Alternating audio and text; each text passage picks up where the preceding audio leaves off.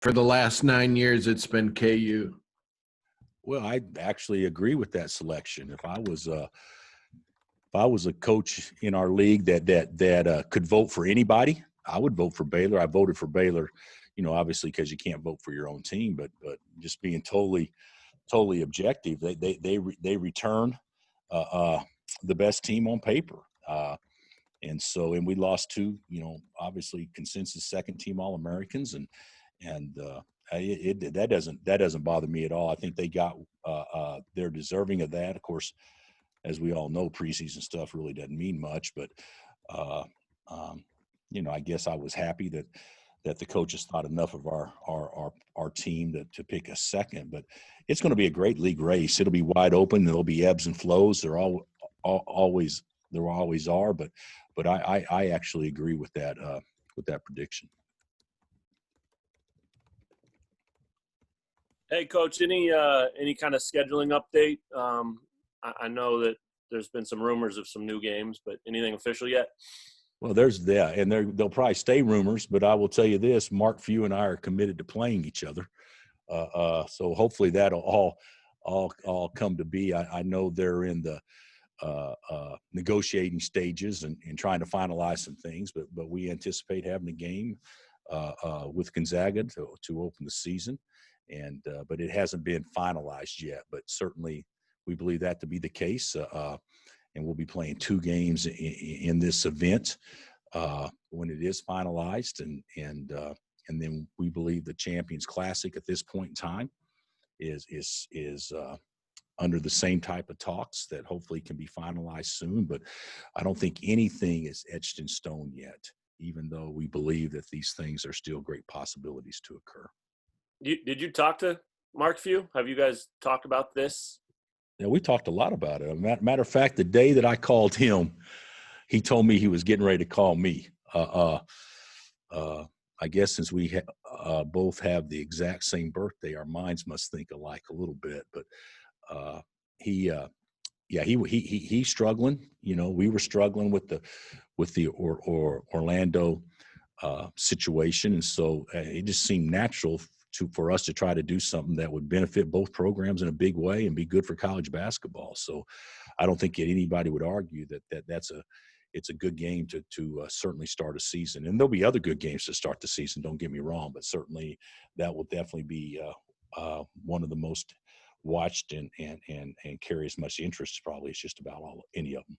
Hey, assuming that one sticks, what do you make of the reboot of this schedule? I mean, there's a good mix of some pretty tough games and then some home games. And I mean, are you pretty pleased with it? Yeah, we have to be. The thing about it is our schedule pre-COVID, and you guys would probably agree, would probably be as hard as any schedule we put together non-conference. And then you throw in maybe as good our league has been in a long time, and it's been really good. I mean, it'd be a monster schedule. I think last year, didn't we have the number 1 overall strength of schedule last year? And this year's would have obviously rivaled that as well. But, with the COVID deal and going from 13 non-conference to 9, and then also there's the threat all the time of being quarantined for 14 days. So we have adjusted our schedule. We think that best fits us. So, if your non-conference games are, and I say if, Gonzaga, Kentucky, Creighton, Tennessee, 4 out of 9. So that's 44% of your non-conference games are going to be against preseason top 12 probably teams in America. And that's before you play your league. I still think that will put our schedule up there with one of the best. And some of the other games, without question, even though they may not be, top preseason 25 teams, some of the other games will be very difficult games too that will help prepare us for the league play. Hey, last one on the schedule. Can you talk about that Tarleton State game with Billy? Well, that he was struggling too. I mean, he was struggling. Matter of fact, I think he was scheduled to play Gonzaga maybe on the next day, and that's that thing fell through for reasons, and may have got pushed off a year, just like we had to do with some games. So, yeah, I'm excited to get Billy up here. His game counts as a Division I game, and they'll be much better than what maybe what some people project, just because of the intensity and how hard they'll play. But that'll be a good game for us. North Dakota State's a terrific game for us. They obviously, if they didn't win the league last year, they were right there to win the league. I thought they won it though, if I'm not mistaken. And we still have one more game to schedule. And the question is, do we try to schedule one and squeeze it in where it may not fit perfectly? Or are we better off in a year like this, maybe just to play 26 games? We don't know. We're still trying to figure out if there's a perfect scenario out there for us. Hey, Bill, I wanted to ask a little off topic. The election's on Tuesday. For the players on the team who are registered, who are, I guess, planning to vote, is there any team initiative to go to the polls together or anything like that you guys have set up? You know what? I don't know this for a fact. I know I voted this past week on our off day, and I think 4 or 5 players voted there. I saw 3 of them at the polls when I was there. So I think everybody has their absentee ballots. Everybody's sent them in. I think there may be 1 or 2 that hasn't voted yet, and we're trying to get everybody to vote before Tuesday. But we anticipate having 100% participation with everybody in our program that can vote, will vote. And then will you guys do something as a team on Election Day? No, we'll do nothing as a team on Election Day. That's something that has been mandated and certainly a good idea by the Big 12, that no one will practice on Election Day. I guess we could have some type of team activity, but we won't do anything basketball related on Election Day. That will be a day off. Yeah, no, sorry, my bad. I meant specifically for the election. Like, will you guys get together or anything like that? Like have a watch party? Yeah, something like that. We might. I tell you what we'll do. We'll start it at 8 a.m. and run it through midnight. So because that's, we may do something, but with the COVID situation, you can't bring food in. You can't have everybody sit around and watch the election and eat. You got to have social distancing in everything you do. So we may do something to create something from an educational standpoint and talking and watching maybe the different news outlets and how to follow it and what this all means from a strategic standpoint, I guess, as the night goes on. But right now, I don't have anything planned. Hey, this is the first time we've talked to you since that late night scrimmage, and I know that was a while ago, but can you just talk a little bit about Tristan in that game? I mean, he looked aggressive, and what have you seen from him so far? He's had a good camp. Tristan, Jalen, and CB, kind of because they're all kind of similar sizes right there, have all had terrific camps. CB's probably had the best one of the 3, but I mean, they've all gotten better. Tristan's stroke looks better. He's more confident. I'm more confident in it. I think he made 2 in the scrimmage, if I'm not mistaken, and then maybe got an and-one opportunity right there in a span of 2 or 3 minutes, which it's not real ball, but it was still good to see the ball go in the hole. But yeah, he's poised to have a big year. The thing about Tristan, and I'm not talking behind anybody's back because we've openly talked about this, and he agrees. He's a very smooth player, and sometimes smooth leads to casual, and he just can't be quite as casual. So and he's working hard on that. I mean, I anticipate him being definitely a rotation guy and has a chance. He'll have a chance to start. I don't know if that'll take place, but I would anticipate at some point in time this year him definitely being a starter for us, because I think that we've got enough players that are comparable. Our starting lineups could, possibly switch game to game, where it hasn't been that way much in the past. You have seen progress though in that I guess being less casual from him compared to no question. But there's still another step or 2 or 3 that he can take on it. But I think he's had a tremendous fall. And I think Jalen has as well, and CB has. I mean, we scrimmaged yesterday for the first time, a real scrimmage, and there were obviously some bad things that occurred, and certainly no attention to detail and don't guard anybody and all those things. But you did see some positive things from some individuals, and those guys all had their moments. Hey, Coach, I know the early signing period is less than 2 weeks away. You guys have 2 on board. Would you like to add more, or are you just going to roll with the 2 you have and see what happens in the spring? You know what? I don't know, Shay. If we could get the right 1 or 2, sure, we would do that. We on paper have, going into it, we on paper had 3 scholarships because we had 3 seniors. Well, now on paper, that's not the case because seniors can come back. So, and I'm not saying I anticipate Mitch or Marcus, either one, coming back, but certainly if they are granted that opportunity, so, that could kind of change some philosophies on recruiting, and then you're going to have transfers more than likely that'll be eligible immediately. So, if we could get a terrific big or a terrific guard, then sure we would jump all over that. But right now, I'm not sure. And maybe the percentage and best play is to hold and kind of see how things play out.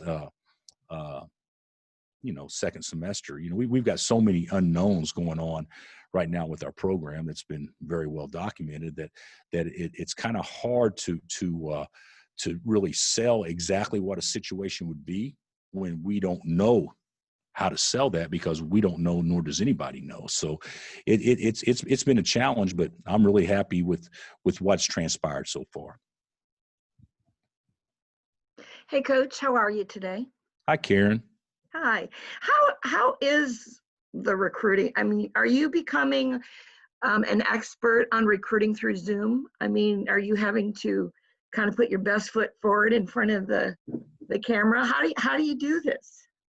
Well, I actually probably not very well, to answer your question, but I kind of like it. I like the fact that you can get in front of families and face-to-face and have it be more than a phone call. I don't miss recruiting at all, but I miss the opportunity for families and kids to come to our campus. But as far as going out and stuff, I don't miss that at all.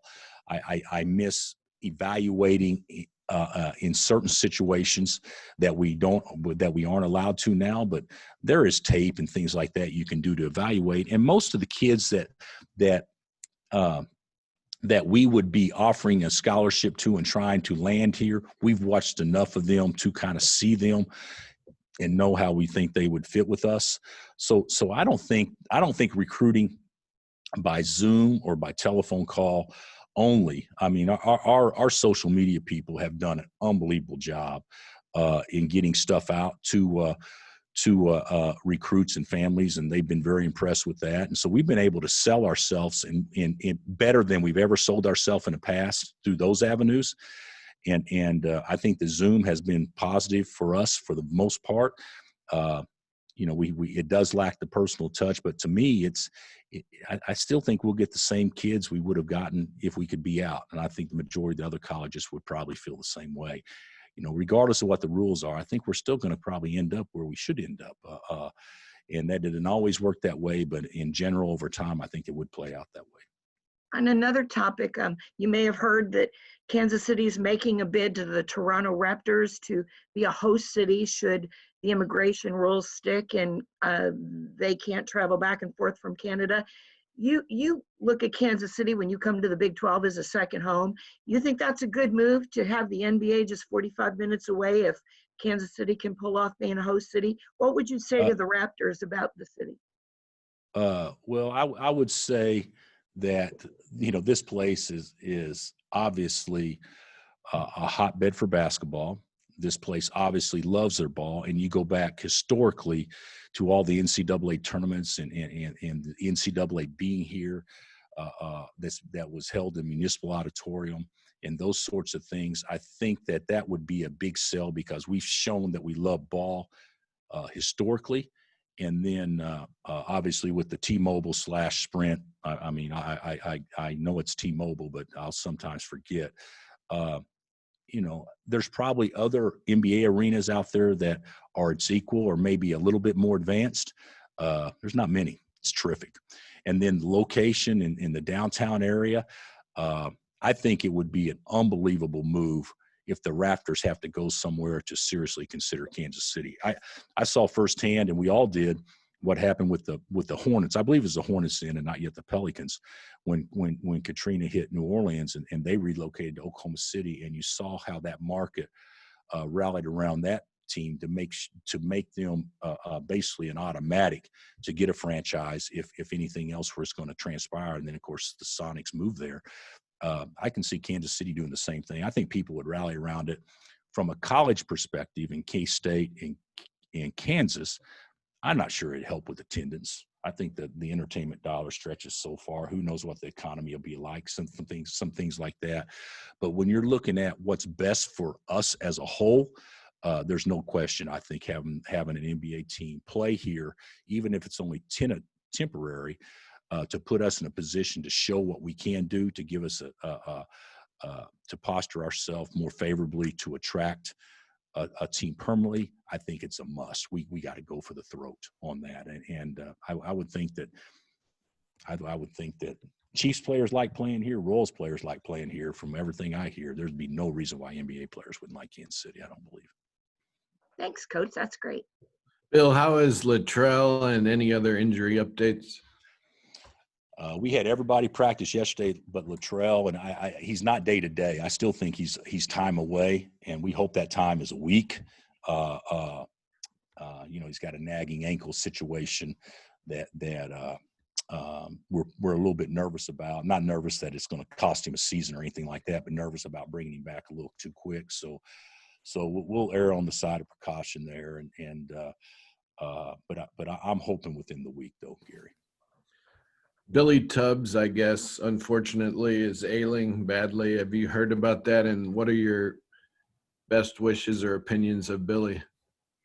I had John Rohde called me yesterday and told me, and I text Tommy Tubbs right after that, and we corresponded a little bit. But I don't know everything that's going on with it, but obviously, I'll say this: there's and being from Oklahoma, there's three men that brought basketball to Oklahoma. Mr. Iba did back in the earlier years, but from a popularity standpoint, Wayman Tisdale, Nolan Richardson, and obviously Billy Tubbs. They did more for basketball in our state in the modern generation than anybody has, and he was one of those guys that you loved or you love to dislike. And I know Kansas fans that had their moments where they certainly disliked. What did he do? Have his team cut down nets here after winning the Big 8 one time, and he had players at Colorado wear the foam finger to make sure that the people knew they were saying number one instead of maybe something else. I know at when UNLV introduced their starters, they did the fireworks so he got everybody sparklers when he took his TCU team to play there, and they ran through the sparklers, during pregame introductions. And I could go on and on about so many things he did that created controversy and interest at the same time. Who would ever forget what he did with Missouri and Norm Stewart, and when he got on the microphone and said, "Hey, nobody throw anything else on the floor, no matter how bad the officiating is." I mean, he did stuff like that all the time. You just can't help but like him, and so wish him nothing but the best. He and his family, and Pat and Tommy and their group, but that's a man that created a lot of memories for a lot of people, and that's just off the top of my head. I could list 10 more probably just if I had 30 seconds to think about it. Take two more questions for Coach, please. Oh, we haven't had a chance to talk to you. Do you have any further reaction about Silvio, and is he have a chance to ever come back to the team? No, well, guys, you guys read the release. Silvio opted out and said leave the program. So let's not read into it any more than what was actually stated. I love the kid. I know what's been reported, and to my understanding, it's been accurately reported.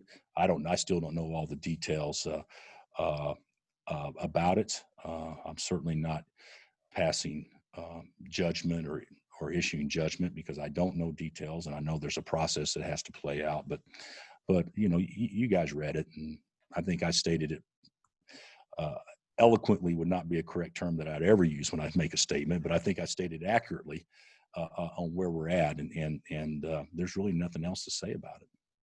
Hey, Coach, on Dajuan Harris, do you have a feel for where he'll fit in, or kind of what you'd like to see from him this year, maybe what his role will be? I didn't catch who you were talking about. Dajuan Harris. Oh, Dajuan. Yeah, I'd like for, I don't want to ever say that somebody can't be a starter, but the reality of it is I'd love for him to be our backup point. He's going to go through some things. He's light. I mean, he's light. He, weighs $160 probably. And so physically, he's got to be very, very tough and be a pit bull type player to play when you're that light, especially against 21 and 22-year-old men when you're young. So he's got it in him to be a good player. There is no question about that. He's got tremendous vision. He's got great hands. But there's been some things that's happened during practice. I think that has exposed his size a little bit, and he's got to find a way to compensate for not being very big. And I think he's got it in him to do that. And that's one thing he's got to become. He's got to become a pest and that. And I think he'll do that. But you'll like his game. He's got feel. He's got some game. Thanks, Coach. All right. Thanks, everybody, for your time. All right, everybody. Thanks, Coach. Thanks, Surprised Coach. you showed up since there wasn't free food. It's easy. See you, Tate.